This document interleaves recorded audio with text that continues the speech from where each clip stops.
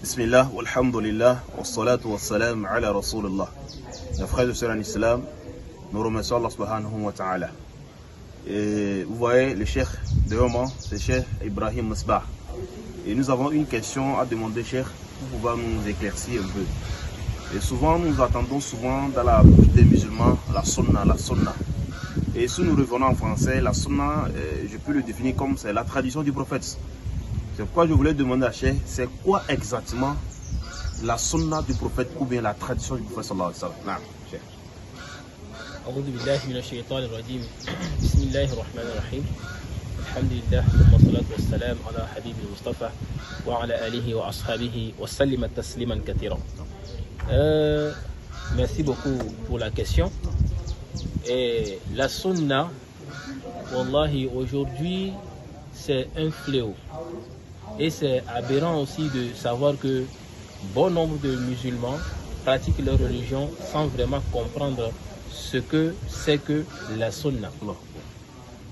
Tout d'abord, il faut savoir que la sunna, comme vous l'avez si bien défini, c'est la tradition du prophète sallallahu alayhi wa sallam. C'est la pratique, que ce soit dans les faits, dans les propos, ou ce que le prophète sallallahu alayhi wa sallam a vu faire ses compagnons et ne les a pas interdits. Tout ceci rentre dans la sunna. Donc, la sunna fait partie aussi de la révélation. C'est ce qu'il faut savoir.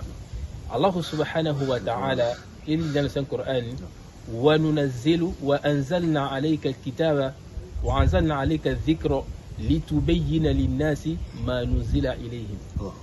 Allah subhanahu wa ta'ala dit, nous avons fait descendre sur toi le rappel pour que tu puisses éclaircir les gens, pour que tu puisses exposer cela aux gens de ce que nous leur avons fait descendre envers eux. Donc Allah subhanahu wa ta'ala a fait révéler le Coran à la communauté musulmane et c'est la sunna du prophète sallallahu alayhi wa sallam qui explique ces versets descendus pour nous.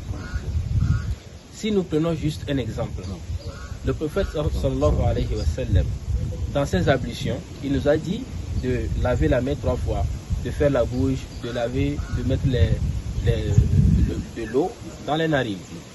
Alors que dans le Saint-Coran, Allah subhanahu wa ta'ala dit, lorsque vous vous levez pour la prière, lavez-vous le visage, les mains et les pieds. Allah subhanahu wa ta'ala n'a pas cité les autres. Mais comment est-ce que nous savons que nous devons faire cela 3 fois, nous devons laver aussi la bouche et tout ça là? C'est par la sunna du prophète sallallahu alayhi wa sallam. Si l'ablution se gâte, par la sunna du prophète sallallahu alayhi wa sallam. Si l'ablution se gâte, comment est-ce que tu sais que l'ablution est gâtée? C'est la sunna du prophète sallallahu alayhi wa sallam qui va t'expliquer cela, car cela n'est pas dit dans le Saint-Coran. Donc, la sunna, c'est ce que le prophète sallallahu alayhi wa sallam nous a transmis comme enseignement. Et la sunna explique les versets du Coran. C'est pourquoi aujourd'hui, l'erreur que les gens font, c'est que quand ils lisent certains versets, ils essaient de l'interpréter à leur manière avec un raisonnement limité. Alors que, normalement, nous devons revenir vers l'enseignement du prophète sallallahu alayhi wa sallam. Comment est-ce qu'il a interprété ce verset à ses compagnons? Comment est-ce que les compagnons, eux, ils ont compris ces versets? Comment est-ce que les pieux prédécesseurs, ils ont appliqué ce verset? Comment est-ce qu'eux aussi, ils ont interprété?